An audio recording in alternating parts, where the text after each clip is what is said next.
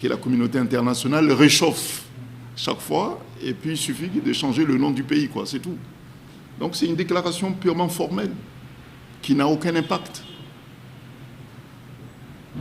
Et donc ce que l'opinion africaine, moi je parle de l'Afrique, puisque ce n'est pas seulement en Guinée, c'est que nous attendons de nos organisations sous-régionales. Ici on parle de la CEDEAO, en Afrique de l'Est on parle de la SADC, etc. Ce que nous attendons de ces organisations, il faut qu'elles soient opérationnelles.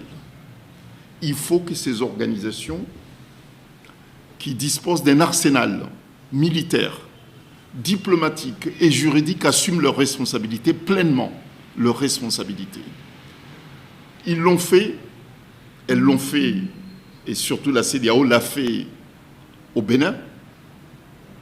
La CEDEAO a trouvé les moyens immédiatement, instantanément, pour réagir à juste titre au Bénin. Et nous avons du mal à comprendre que la CEDEAO traîne les pieds sur la situation en Guinée. Qu'est-ce qui se passe? La CEDEAO pense qu'une déclaration formelle suffit. Non, ce que nous voulons, c'est que mes clients veulent, c'est que les Guinéens veulent, c'est que les Africains veulent, c'est que la CEDEAO, qui a une force d'interposition sur place en Guinée-Bissau,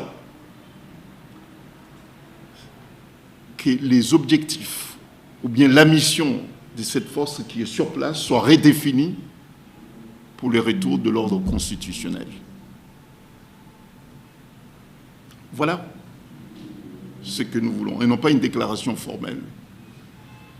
Ils ont demandé aux militaires, aux putschistes, de libérer les prisonniers politiques. Et qu'il semblerait que les militaires ont pris l'engagement de libérer sous 24 heures. Mais ça date de quand? Ça fait déjà 2 semaines.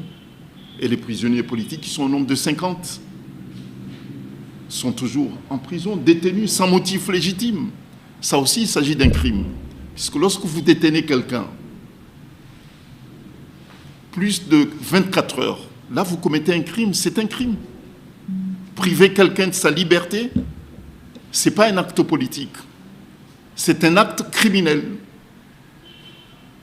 Monsieur Domingos et les 49 autres personnes qui sont détenues par les militaires suite à ce putsch sont victimes d'un crime. Voilà. La CEDEAO ne devait même pas quitter les lieux. Cette délégation devait rester sur place et imposer, exiger à ce que les prisonniers politiques soient libérés. Voilà. Le crime institutionnel, ça veut dire quoi? Ça veut dire que lorsque vous interrompez l'ordre constitutionnel, là vous commettez un crime. Ce crime, il est imprescriptible. Ça veut dire que demain, s'il y a une amnistie, cette amnistie ne peut pas effacer ce crime, puisqu'il est imprescriptible. Ça veut dire que les auteurs de ces crimes peuvent être poursuivis et condamnés à tout moment. Ce sont des textes de la CEDEAO, la charte de la CEDEAO qui le prévoit. Ce sont les différents instruments juridiques de l'Union africaine qui le précisent et la Constitution de la Guinée-Bissau également le rappelle. Donc ces textes doivent être appliqués. Ces textes doivent être appliqués. Voilà, ça c'est les réponses aux 3 premières questions. Qu'attendez-vous de la CEDEAO? Que la CEDEAO assume ses responsabilités. Que la CEDEAO, parce que la Commission nationale électorale est dans l'impossibilité de se prononcer, que la CEDEAO prononce les résultats issus des urnes. et que la CEDEAO écarte toute idée de transition, civile ou militaire. Le peuple guinéen ne veut pas de transition, puisqu'ils ont élu un président. Si la CEDEAO accepte ce coup de force, cette idée de transition, alors qu'il y a un président élu, ben, ça veut dire tout simplement que la CEDEAO accepte le coup d'État militaire et instaure une jurisprudence dangereuse. Lorsqu'on dit que Diaz va assumer ses responsabilités, ben écoutez, venir ici, aujourd'hui, faire distribuer à la presse internationale africaine, à l'opinion africaine et mondiale, les procès-verbaux issus des urnes, mais c'est assumer ses responsabilités.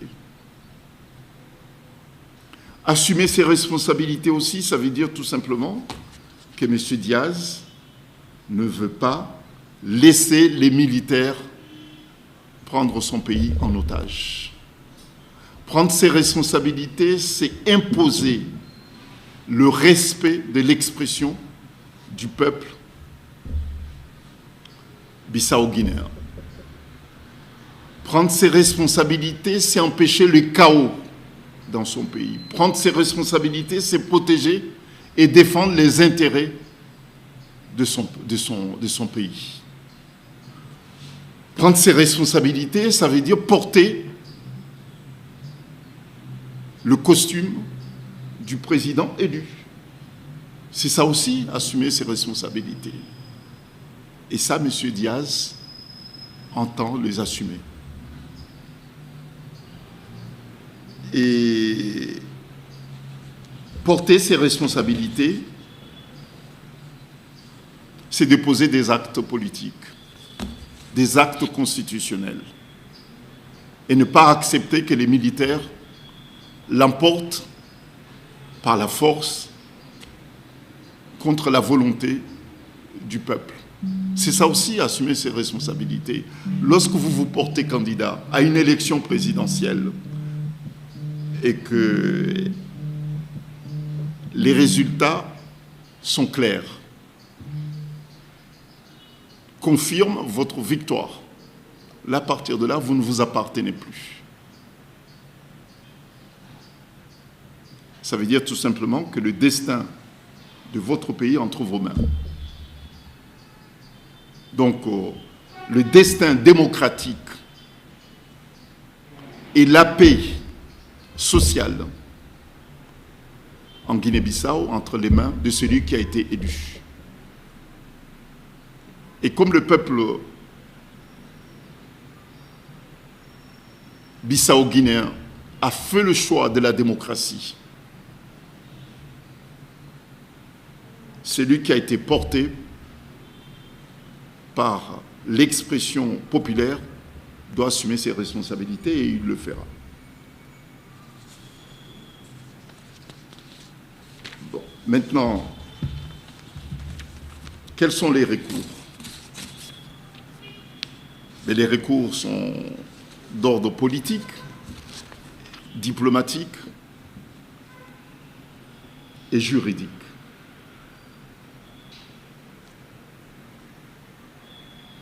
Bon, les recours politiques, ça c'est du domaine des acteurs politiques guinéens et je pense qu'ils sont en train de l'assumer. Ils sont en train de l'assumer. Le peuple l'assume puisque le peuple s'est prononcé clairement, sans violence, et les acteurs politiques joueront aussi leur rôle. Et puis, il revient à la communauté internationale et à la CEDEAO particulièrement, puisque l'Afrique de l'Ouest est un territoire qui relève de la compétence exclusive de la CEDEAO. Et puis, les autres organisations interviennent à titre subsidiaire. Je vais parler de l'Union africaine et puis des Nations unies. Nous sommes persuadés que par la force des choses, la CEDEAO finira par assumer ses responsabilités.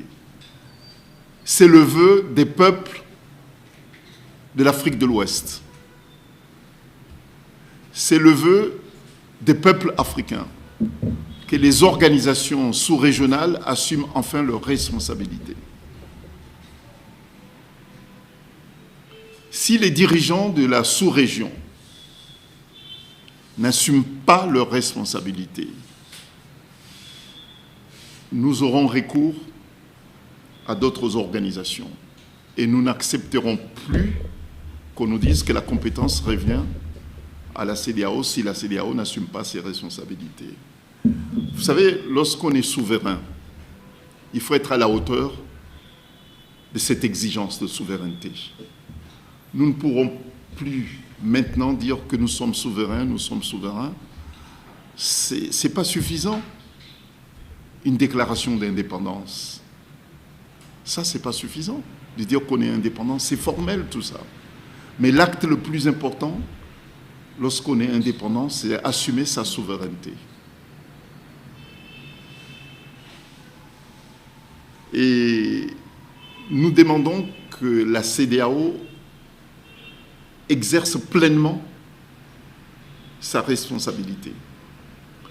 La CEDEAO a un arsenal diplomatique, a un arsenal politique, et puis a aussi un arsenal militaire.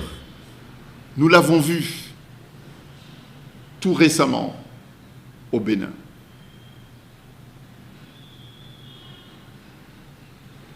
Donc si ces moyens diplomatiques, militaires et politiques ne sont pas mis à la disposition de la démocratie et à la disposition de la paix en Guinée-Bissau, bon, il y aura d'autres formes de recours. Voilà, nous attendons la mission de la CEDEAO qui doit normalement se déplacer en Guinée et nous aviserons par la suite. Voilà. Bon, quant aux chances de ces démarches, bon, vous savez, l'élément le plus précieux dans un combat politique, c'est l'apport populaire. Puisque si la population veut quelque chose, elle est très fidèle, elle se tient à ses aspirations. Le soutien le plus précieux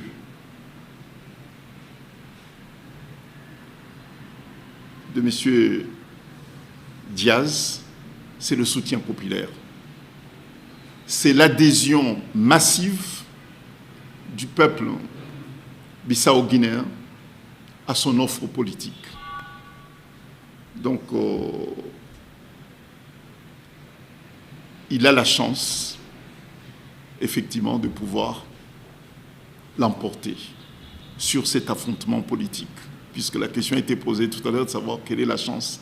Ben, écoutez, vous savez, dès lors que vous avez le soutien de votre peuple, c'est une question de temps. Et le peuple s'est déjà prononcé. Et le peuple sait que M. Diaz et ses partenaires de l'opposition n'ont pas baissé le bras et ils ne baisseront pas le bras. Je pense que ceux qui sont sous la pression et qui sont mal à l'aise à l'instant où je vous parle, ce n'est pas M. Diaz, ce n'est pas M. Domingos et les autres. C'est les putschistes qui sont mal. C'est les putschistes qui sont mal, puisqu'ils sont sur une chaise éjectable. Vous savez, entre une victime et le criminel, ce n'est pas la victime qui est mal à l'aise, c'est le criminel puisqu'il sait qu'il est passible à des sanctions. Voilà. Donc, M. Diaz, il est serein, puisqu'il bénéficie d'une légitimité incontestable. Légitimité politique et légitimité constitutionnelle, puisque toutes les chartes des organisations, de toutes les organisations internationales, sont en faveur du peuple bissau-guinéen et sont en faveur aussi de la cause de M. Diaz et de ses partenaires de l'opposition. Donc, je peux dire en toute sérénité que M. Diaz et le peuple guinéen sont sereins, puisque leur détermination, leur résilience finira par l'emporter. Ce sont les putschistes qui sont mal en ce moment. Et je suis même tenté de dire que ce n'est pas trop tard. Ils peuvent se ressaisir pour leur éviter des lendemains difficiles. Parce que lorsque les sanctions vont tomber, ça a commencé déjà. Il y a des organisations internationales qui ont commencé à se prononcer. La CEDEAO s'est déjà prononcée là-dessus avec des sanctions graduelles et personnalisées. Mais ça va continuer. Les boycotts également. Mais ça, c'est un autre aspect politique, puisque lorsque les organisations panafricaines, lorsque les organisations des peuples africains dans différents pays d'Afrique vont s'organiser pour boycotter les putschistes et leur soutien également, là, ils vont comprendre qu'ils seront boycottés non seulement chez eux, en Guinée, mais ils seront boycottés partout en Afrique. Puisque les peuples africains, vous avez vu la réaction lorsque Sissoko Embalo s'était rendu ici au Sénégal, la réaction du peuple sénégalais, lorsqu'il s'était rendu à Brazzaville, la réaction des Congolais, ça sera pareil partout où il passera. Pas seulement lui, mais les autres également. Vous avez vu la réaction des Portugais, des autorités portugaises. Ils pouvaient partir avec n'importe quel passeport diplomatique, mais lorsque les peuples vous vomissent, vous n'avez pas le choix. Donc les militaires qui sont sur place, bon, moi je vais dire les choses clairement puisque je suis un homme libre, ils sont manipulés, instrumentalisés. Et j'assume par l'ancien chef d'État. Il continue à présider par télécommande la Guinée-Bissau. C'est lui qui est derrière tout ce qui se passe sur place. Bon, donc, moi je l'ai dit, j'assume ce que je dis, puisque j'ai les preuves de ce que je dis. Et tout. Bon, donc, lui, il peut voyager, je ne sais pas jusqu'à quand, mais c'est eux qui sont sur place. Et ils pensent que l'avenir de leur pays se dessinera dans le contexte actuel de répression. Non, ils se trompent, puisque le peuple a décidé de tourner la page, et ça sera le cas. Quel est le risque pour monsieur et les défis pour monsieur Diaz? Vous savez, vivre est un risque. Vivre est un risque. Lorsque vous êtes un homme de conviction, vous prenez des risques. Lorsque vous défendez des valeurs, vous prenez des risques.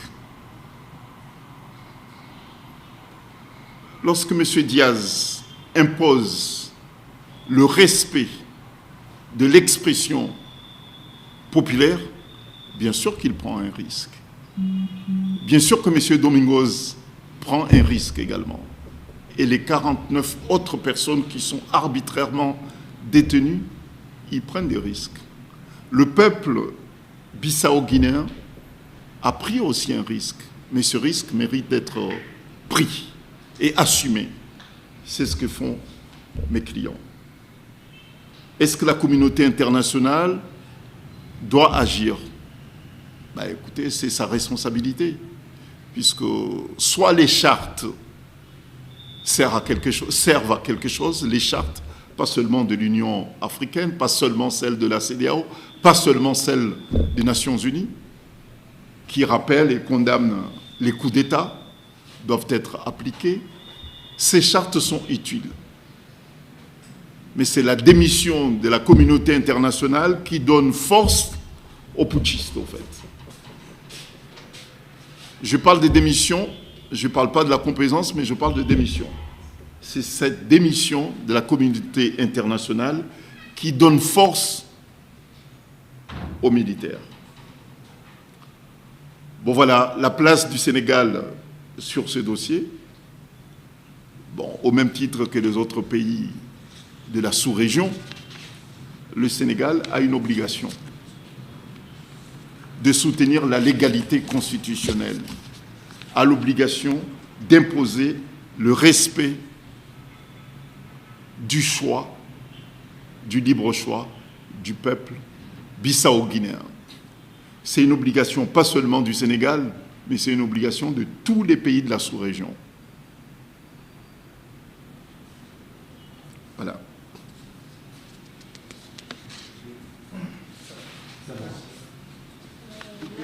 Non, vous avez une question? Oui, je voulais juste demander à Maître, est-ce que les choses ne risquent pas de se compliquer davantage pour votre candidat, votre client plutôt, si les putschistes venaient à acter un peu leur manœuvre de sortir de la CEDEAO?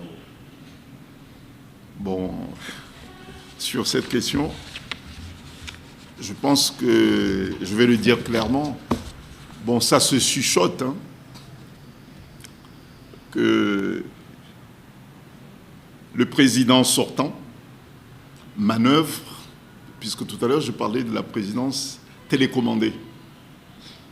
Le président sortant manœuvre, pousse une tranche des putschistes à vouloir sortir de la CEDEAO.